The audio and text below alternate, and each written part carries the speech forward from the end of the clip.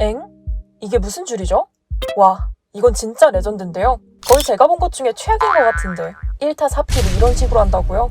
차주 진짜 어떤 생각으로 이런 거죠? 대전기차 시대가 열리면서 불티나게 팔리는 전기차들 사이에 떠오르는 아주 심각한 문제가 있습니다. 바로 충전 인프라 문제죠. 애초에 전기차는 많은데 충전할 곳이 마땅하지 않으니 충전 인프라에 대한 불만이 생기는 게 당연합니다. 아니 그래도 불만을 이런 식으로 나타내면 안 되죠. 이건 자기 편해지자고 모든 사람들을 불편하게 하는 격인데요. 게다가 주차한 자리가... 이건 충전 인프라 얘기할 것도 없고요. 인성이 문제입니다. 인성이. 지금부터 어떤 일이 일어난 건지 함께 보시죠. 일단 이 사건 얘기부터 바로 해볼게요. 보배드림에 올라온 도전 사례인데요. 이건 뭐 헨젤과 그레텔도 아니고 가는 길 잊어버릴까봐 이렇게 줄을 늘어뜨려 놓은 걸까요?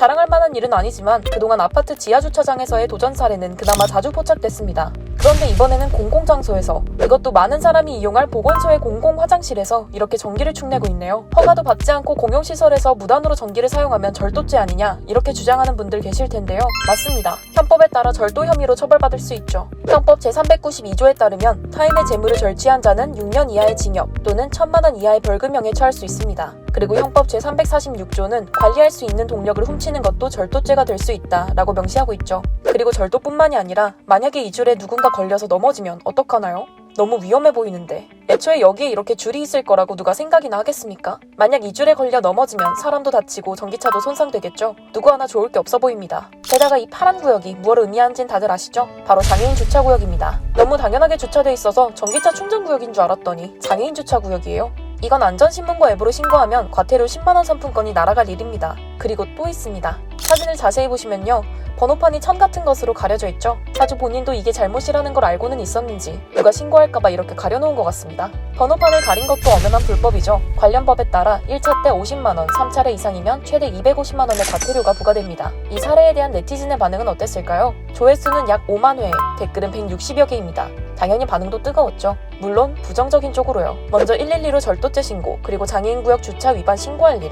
장애인 주차구역 아닌가요? 신고 고고. 이렇게 당장 신고해야 한다는 의견이 많았습니다. 이에 글쓴이는 댓글을 통해 112 신고와 장애인 주차구역 불법 주차 신고를 마쳤다 라고 답했죠. 사이다 참교육 시원하게 들어가셨네요. 게다가 이 차가 주차한 곳에 10m 앞에 전기차 충전 시설이 있다 이렇게 첨언했습니다.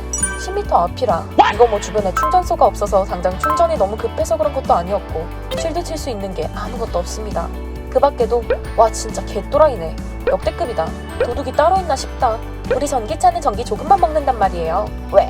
저러고 싶나? 어우 쪽팔려. 한두 번 해본 사람이 아닌 듯하다.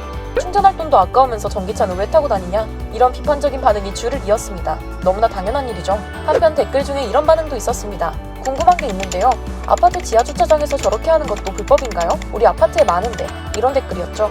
실제로 아파트 지하주차장에서 이런 도전 사례가 계속해서 포착되고 있습니다. 주민 입장에서는 개인의 전기차 충전을 위해 세대 전체가 납부하는 공공요금을 낼 수 없다고 말하는 게 당연하고요. 결론부터 말하면 이 질문의 답은 앞에 언급한 사례와 같습니다. 현법 제392조와 제346조에 따라 똑같이 절도죄가 적용되죠. 일례로 5월에 광주의 한 아파트 단지 내 공용시설에서 전기차를 무단 충전한 혐의로 20대 남성이 입건된 적도 있습니다. 게다가 이 남성은 아파트 입주민도 아니었죠. 일각에선 이런 문제가 충전 인프라 때문이라고 꼬집기도 합니다. 충전을 할 곳이 많지 않으니 도전을 하게 된다는 것인데요. 충전할 곳이 없어 답답한 마음은 알겠지만 아무리 그렇다고 해도 도전 행위는 환영받지 못할 일입니다. 게다가 일반 콘센트에 무단으로 충전기를 연결해 전기차를 충전하는 건 건물 콘센트와 내부 전력에 큰 부하를 요구합니다. 예상치 못한 부하로 화재 위험성까지 생기죠. 이것도 정말 무시 못할 문제입니다. 관련 사례들이 끊이지 않는 가운데 정부나 전기업계 차원에서 도전 행위를 제지할 만한 솔루션을 얼른 내줘야 하지 않을까 싶습니다. 하지만 여기에 더해 특히 오늘 사례를 보니 다른 생각도 듭니다. 개인의 마음가짐도 좀 변해야 할 것 같다는 생각인데요. 고작 10m 앞에 충전소가 있었다는 말이 계속 맴돕니다. 이렇게 되면 이건 충전 인프라 탓을 할 게 아니라 해당 차주 개인이 게으르고 이기적이었던 거 아닐까요? 오토포스트 이슈 플러스였습니다.